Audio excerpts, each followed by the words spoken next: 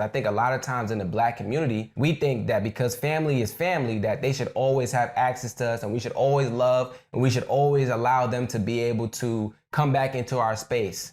But that's not always the case.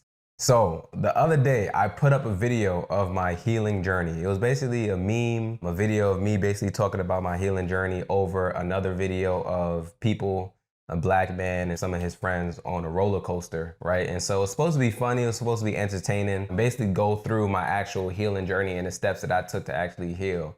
And then I got this DM, right? And so I wanna make a response to this DM in a video because I know a lot of people have this question, right? So the DM goes like this. So watching a roller coaster video, my issue is I literally don't know how to heal. I have so much hurt that I've been able to identify, recognize, address, or at least talk about, but how do I heal? I literally can name the issues, but the fix is the problem. My mom is still my mom, my brother is still my brother, my ex-fiance is still her. They are all triggers. And man, this is real. This is real. And before we even get into this, first of all, what I want y'all to understand is that healing is a process. It's gonna take some time, right? You're gonna get to a point where you're able to acknowledge that you have healing to do. You're able to take accountability for the healing work that you have to do. The last part of the process for healing is the action step, which is the hardest for a lot of people, figuring out the actions that you need to take to actually heal.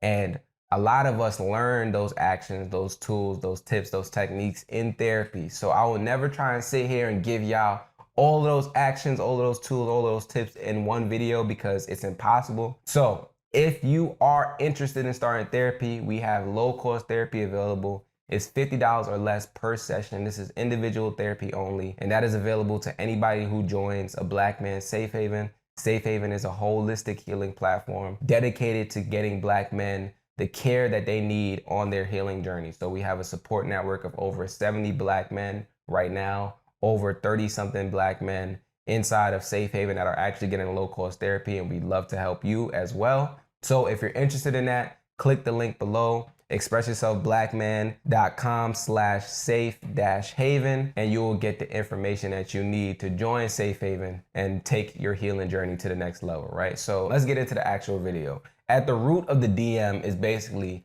what do you do when you don't know how to heal? What do I do? Because I don't really know what I need to do at this point. I've acknowledged that I need to do work and taking the accountability, but I don't really know what I need to do outside of that, right? And my response to that is to understand what's at the core of what you're trying to heal, right? Because a lot of us understand what trauma we have, but we don't understand why that trauma actually occurred and how that trauma is playing out in our life, and then what to do about that. And so that's what I mean by understanding what's at the core of what you're trying to heal. This takes a lot of self-reflection. It takes a lot of deep shadow work. And even with a therapist, you're still gonna have to do work outside of those sessions to actually enable yourself to heal in the way that you wanna heal, right? Because your therapist can only guide you. They're guiding you based on what you're telling them, right? So they can only do as much as you know, to be honest. They can only do as much as you know. And so with that, comes a level of accountability and responsibility that you have to understand yourself more so that you can be able to convey what it is that you're dealing with to your therapist. So you have to do the work outside of therapy. Therapy only works for people that do the work outside of it. It's like college, right? So when you go to college and you have your 50-minute lectures, right? You don't learn everything you need inside of those 50-minute lectures. I don't care how much time you have with that professor. There's still gonna be work that you need to do outside of those classes, like studying, right? And practicing the things that you learn in order for you to be able to feel comfortable with it. And that's the same thing with therapy. You have to do the work outside of therapy as well in order for you to actually get the results of the therapeutic process that happens inside of therapy. So you need to understand the root of what it is that you're dealing with. So let me give y'all an example for myself. When I first got into therapy, I thought I was going to therapy just for my breakup, right? I was dealing with being cheated on, and I'm thinking to myself, I'm going to therapy to better my relationships with women so that I can be able to then get into a healthy relationship. But what I really realized was that the breakup that I was dealing with, even though I got cheated on, that breakup that I was dealing with was a byproduct of my unhealthy attachment style that I had due to my upbringing. So at the core of what I was dealing with was an unhealthy attachment style. Once I started to figure that out, I was able to attack that rather than focusing on the surface level getting cheated on. So you have trauma that's at the foundation, that's at the core of who you are. And then you then build up more trauma as a result of that trauma that you have not dealt with at your core. And so because for me personally, I had so much deeply rooted trauma, I had so much unhealthy attachment due to the upbringing that I had. I then had compounded trauma that was layered on top of that. So I had relationships that I would get into because I was super insecure as a result of my unhealthy attachment style. Then I'm ignoring red flags in those relationships. And as a result of that, now I'm getting into a relationship with people that aren't compatible with me, that aren't good for me. And now I'm also getting cheated on. Not my fault, but I do have to take accountability for the fact that I'm in a relationship where I'm ignoring red flags and getting cheated on because I'm not dealing with that unhealthy attachment issue that I had at my core. So understand what's at your core. The second part of this DM is, how do I deal with difficult family and friends? That's basically what this man was asking. How do I deal with difficult family and friends, right? You can't get your mom, your dad, your sister, your brother, your ex-partner, or anyone else to change. You have to learn how to navigate those relationships. You can't fix them, so you have to learn how to deal with them. And the best way that you can do that is by setting boundaries. And the way that you set boundaries by understanding what kind of boundaries that you need to set. There are 4 different types of boundaries, right? There's emotional boundaries, boundaries around your emotional well-being, physical, boundaries around your physical space and who you let enter into your space, material, boundaries around your material possessions, right? And then time, boundaries around your time, how you use your time, misuse of your time, and all those kind of things. So you have to understand what kind of boundaries you want to set, right? And when we talk about family and friends, normally we have to set all 4 of these boundaries in some way, shape, or form. So you have to do that self-reflection. Again, we're going back to self-reflection to understand what your tolerance level is, and then also analyze your relationships to understand who fits into what and who you want to have access to you and who you don't want to have access to you, right? And I think you should do this with family and friends. I think a lot of times in the Black community, we think that because family is family, that they should always have access to us and we should always love and we should always allow them to be able to come back into our space. But that's not always the case. No, thank you. A lot of us have unhealthy family members. So I don't believe in the logic that you should tolerate family members just because of the fact that they're family. You should never tolerate mistreatment from anyone. Never, never, never.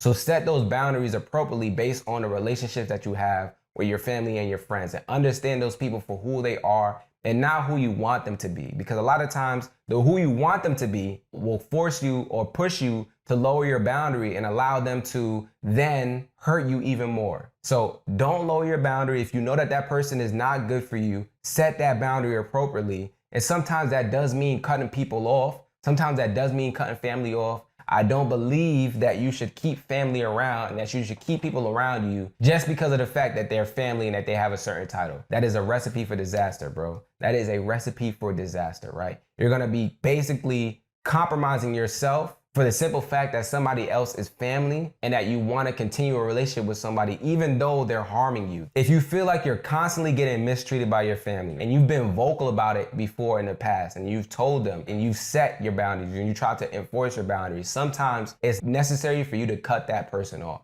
And cutting people off doesn't mean that, oh, I'm never talking to them again, right? Sometimes it's just, I'm not going to talk to them as much as I've talked to them in the past. I'm not going to interact with them as much as I've interacted with them in the past, right? And so that's what I do for family and friends, right? So I have some friends that I know for a fact, like it's not just in my head, I know for a fact that they are jealous and they have jealousy and they operate out of jealousy sometimes when they're around me. So as a result of that, I limit my access, or I limit the access that they have to me. I don't think the answer is to always never talk to people. Sometimes it's just limiting the access that they have to you, because these people sometimes don't know what they're doing. A lot of times we get on social media and like, yo, man, I got all these haters and da-da-da, blah, blah. But a lot of times people don't even know that they're actually hating on you. It could just be jealousy. And I understand enough because of my healing process, right? I understand that everybody's reaction to me and the things that they do to me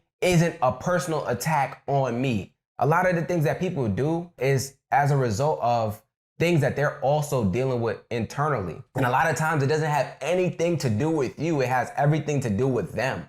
And as a result of me understanding that, I give people grace, allow people to figure that out in due time, but I also limit the access that they have to me so that I don't have to always deal with this person that may be operating out of jealousy. This is me understanding who they are, and then moving and navigating around that and setting boundaries around who they are. Not who I want them to be, not who I think they can be, but understanding who they are at their core and then navigating around that, right? Whenever I think about boundaries, whenever I think about relationships with family, I always think about growing up, right? And part of that unhealthy attachment style was growing up in a household where one parent in a household that was extremely explosive, right? And so what does that mean? I had a parent that basically had temper tantrums somewhat, would yell, throw things, be mad to the point where nobody can be in the room, right? Because we don't know what's gonna end up happening. And I'm dealing with this at a very young age. I'm talking about like from the ages of like 5 to 10. Like I can't really take care of myself at these ages, right? And so as a result of having an explosive parent, I developed a certain level of anxiety just being around that parent.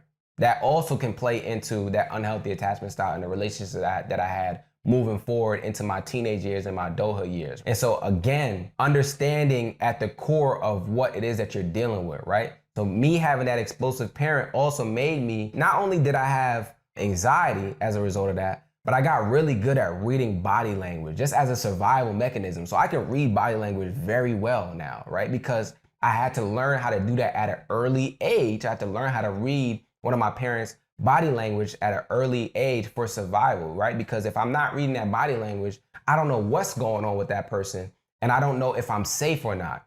So that became a survival mechanism for me. And then on top of that, also walking on eggshells, which is a behavior I started to exhibit in my relationships as well. I put up a post about men in relationships and how a lot of times men have a fear of conflict in relationships and also a deep-seated fear of abandonment.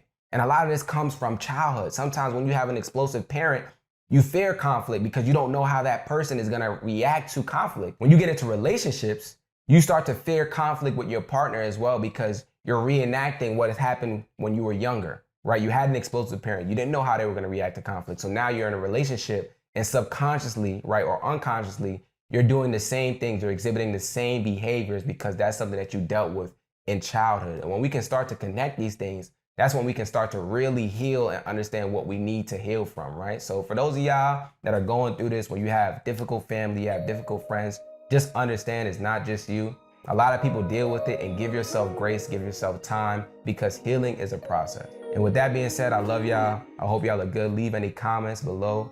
And of course, as always, it's okay to not be okay. It is. I love y'all. See y'all. Peace. Sometimes I know you feel like you ain't got nobody to speak to. A shoulder to lean on somebody you could preach to. No, you need to hear it, my brother, I love you. We got way too much to live for.